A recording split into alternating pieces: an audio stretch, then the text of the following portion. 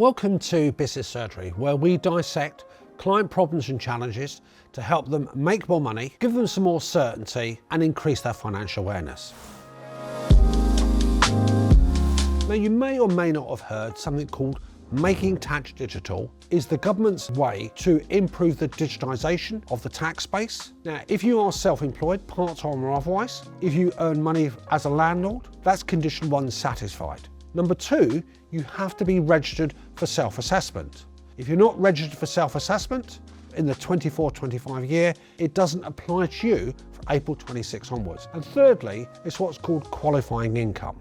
Now, if your income from self-employment and property, and we're not talking profits here, by the way, we're just talking about income, is over £50,000 and those other 2 conditions are satisfied, you have to comply with the MTD rules. So what does it actually mean? Now, currently, sole traders, self-employed or landlords have to complete a tax return once a year.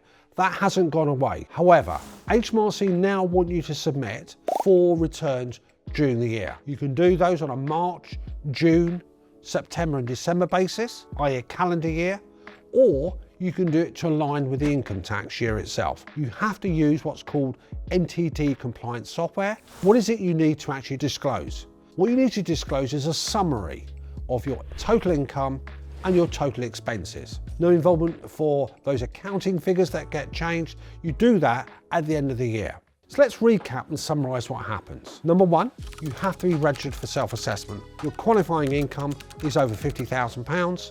You're either from self-employment or a landlord. The second thing, to summarise, you've got to submit 4 returns during the course of the year.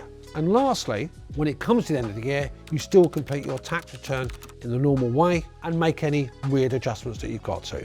There's going to be a lot more publicised about MTD and it's here to stay. So make sure you get up to speed. Folks, I hope you found this video useful.